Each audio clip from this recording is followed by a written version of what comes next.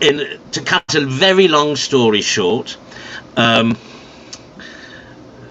even shorter, the old Romans are descended from what was the original See of Utrecht.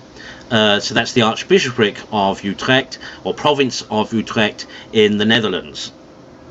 And there was, for about 200 years, a long argument between Utrecht and Rome over the appointment of bishops, because a previous pope had granted the Archdiocese of Utrecht in perpetuity, meaning forever, the right to elect their own archbishops. As Ultramontanism was growing in the Roman Catholic Church, Ultramontanism meaning the centralization of essentially papal power, so a dispute arose, a canonical dispute arose between the See of Utrecht and Rome.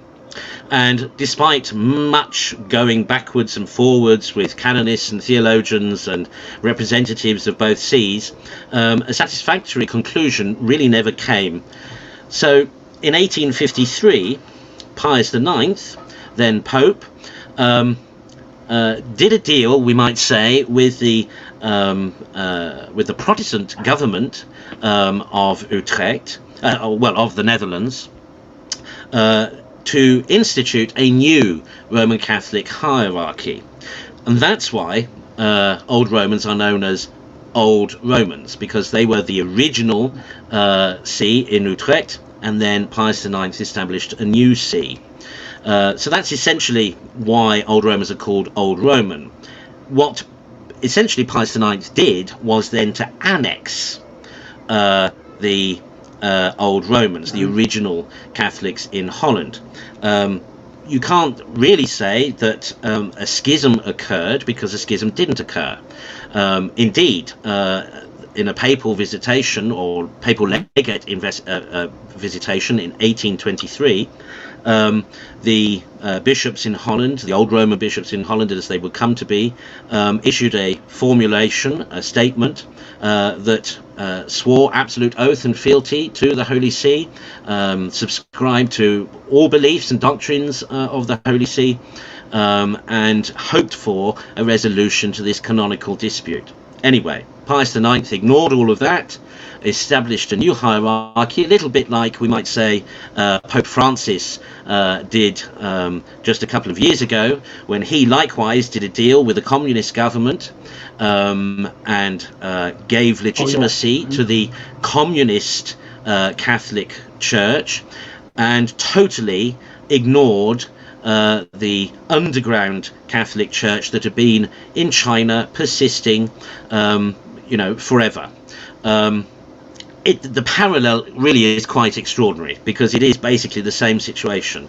And likewise, where Pope Francis has now said, basically, if you want to be a legitimate Catholic, you have to be a member of the Catholic Patriotic Association of the Communist Party. Likewise, Blessed Pius IX in 1853 said, if you want to be a legitimate Roman Catholic, you have to join the new hierarchy that I have established in Holland.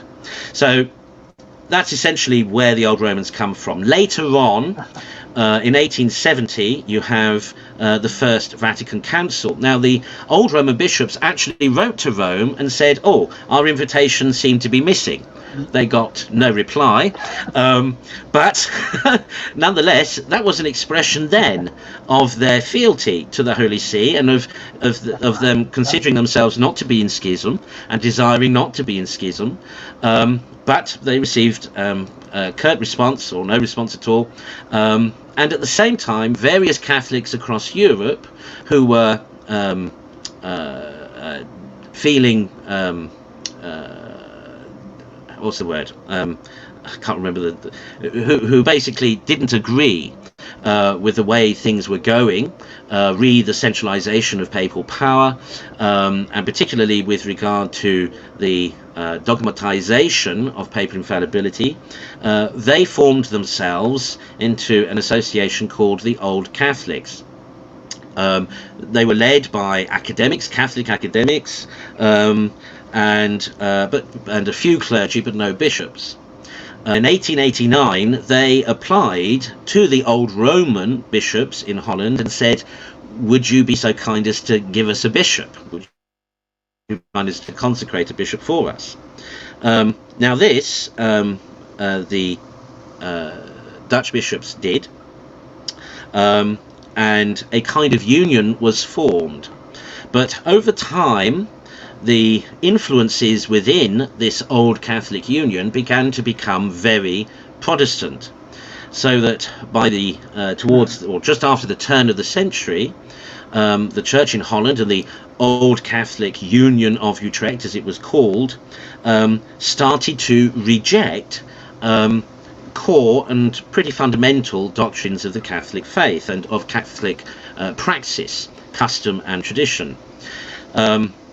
By this time, Archbishop Arnold Matthew of England had been consecrated as a auxiliary bishop, essentially, by the old Roman Dutch bishops, and he found that he had to make a stand for the faith, that he could not in conscience go along with these Protestantizing influences, and so declared independence from the See of Utrecht. And so the old Romans today essentially come from that independence and Archbishop Matthew. Now, what that means to say is that old Roman clergy then have apostolic succession that is tridentine, precedes both the First and Second Vatican Councils. There have been no changes made to the liturgy at all by old Romans, except for pastoral use of the vernacular. Otherwise, the majority of rites are offered in Latin and according to the Tridentine formulas as they were extant in the middle of the 19th century when Pius IX annexed the old Romans. So essentially the old Romans just kind of left everything as it was in 1853 and carried on. Until, of course, those Protestantizing influences later, and then a group of old Romans stood back and said, we can't have anything to do with that. During the 20th century, there were various discussions with various hierarchies concerning a reunion, I suppose, with the Holy See, even though, in a sense, one hadn't. Originally there hadn't been a schism, but now, of course, the Orthodox old Romans found themselves in irregular status now, because, of course, they weren't attached to the See of Utrecht anymore. So there was a move to try and negotiate with Rome some kind of reunion or reconciliation. But this was all somewhat frustrated by initially Pius XII's meddling with the sacred liturgy, particularly with consecration of bishops in 1948, and then later with the Holy Week rites in 1955, which he allowed one Annibale Buonini to create chaos with. This didn't go down too well with the old Romans, who are, quite conservative liturgically. And then, of course, the Second Vatican Council occurred. By the time of the promulgation of the doctrines from the Second Vatican Council, and then the institution later of the Novus Ordo Missae, the new form of Mass, essentially negotiations, all kinds of negotiations stopped. Since that time, then, the old Romans have continued. We have carried on with our continuance of the primitive Catholic faith as we received it up to the 19th century, with all its rites and liturgies, doctrines and dogmas.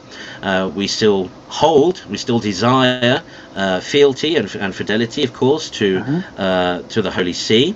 But rather like the SSPX, although not in a not in the same irregular situation, but kind of similar to the SSPX, Old Romans have taken a very similar position, which is to say that we consider there to be serious errors. Read the Second Vatican Council. We consider there to have been made serious errors in teaching by the popes after the Second Vatican Council.